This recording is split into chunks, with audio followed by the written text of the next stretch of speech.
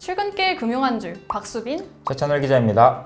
20, 30대 사회초년생이라면 혹은 은퇴 준비를 계획하고 계신 분이라면 다양한 연금 계좌에 대해 한 번쯤 들어보셨을 것 같습니다. 기획재정부의 2022년 세제 개편안에 따르면 2023년 납입분부터 연금계좌 세제 혜택이 확대된다고 합니다. 저는 미래에 대한 걱정을 믿지 않으시겠지만 엄청 일찍부터 하는 편이라서 사실 뭔지도 모르고 일단 연금계좌를 작년에 만들었었는데요.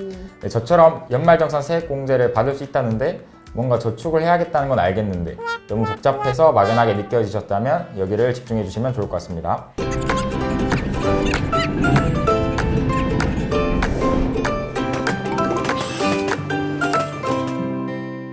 네, 우리나라의 연금은 크게 사적연금과 공적연금으로 나눌 수 있는데요. 오늘 다뤄볼 주제는 연금저축과 IRP입니다. 연금저축은 개인이 자발적으로 가입할 수 있는 연금 계좌이며 IRP는 근로자가 이직 혹은 퇴직 시 수령할 퇴직금을 적립하는 구조입니다. 두 가지 모두 연말정산 세액 공제가 가능하다는 공통점이 있지만 연금저축은 대한민국 국민이라면 누구나, IRP는 근로소득자의 경우만 가입할 수 있다는 차이점이 존재합니다. 네, 연금저축과 IRP 모두 큰 틀에서는 연금에 해당하기 때문에 연금계좌라는 말은 연금저축계좌와 IRP 계좌를 함께 지칭합니다. 네, 그렇다면 내년부터 적용될 개편안 기준으로 연금저축과 IRP가 어떻게 다른지 비교해보고 각각의 활용법을 살펴보겠습니다. 네, 연금계좌의 납입 한도는 1인당 연 1,800만 원으로 연금저축과 IRP를 합해서 1,800만 원의 통합 한도가 사용되고 있습니다. 네, 이 중에 연 900만 원까지 세액 공제가 적용되는데요. 그중 연금저축의 경우에는 연 600만 원까지, IRP는 연 900만 원에서 연금저축 부분을 제외한 만큼 세액 공제를 받을 수 있습니다. 예를 들어 연금 계좌에 총 900만 원을 납입하려고 하는 갑과 을의 경우 갑은 900만 원 전체를 연금저축에, 을은 600만 원은 연금저축, 300만 원은 IRP에 납입했다면 같은 900만 원을 납입했지만 갑은 연금저축의 한도인 600만 원을, 을은 연금저축에 대한 600만 원, IRP에 대한 300만 원, 총 900만 원에 대해 세액 공제 혜택을 받을 수 있습니다. 즉, 총 900만 원의 세액 공제 한도를 채우기 위해서는 연금저축과 더불어 IRP 계좌를 활용하는 방법을 사용할 수 있는 것입니다. 네, 그렇다면 세액 공제율은 어떨까요? 먼저 연말정산 시 세액 공제 혜택을 빼놓을 수 없을 텐데요. 연금저축과 IRP 모두 아까 말씀드린 납입 한도 내에서 총 급여액이 5,500만 원, 즉 종합소득금액 4,500만 원 이하라면 납입액의 16.5%, 1을 초과한다면 납입액의 13.2%를 세액 공제 받을 수 있습니다. 발음이 정말 어렵네요.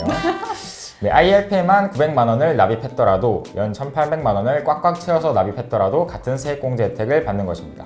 이제 저쪽에 있는 우리 기자단의 맏형 큰형님. 연장자 예. 이제 박명수 기자가 저기 있는데요. 만약 직장인 박명수 씨가 만 55세 이상이 되어 연금을 수령하게 되었다면 어떻게 되죠? 네, 이제 진짜 얼마 안 남았겠네요. 그러니까요. 연금 수령 시에는 연령별로 저율의 연금소득세가 부과됩니다. 이는 연금소득을 다른 소득과 분리하여 세금을 부과하는 분리과세에 해당하는데요. 이때 가입 후 최소 5년이 경과하고 만 55세 이후 연금을 수령해야 연금소득세를 적용받을 수 있습니다.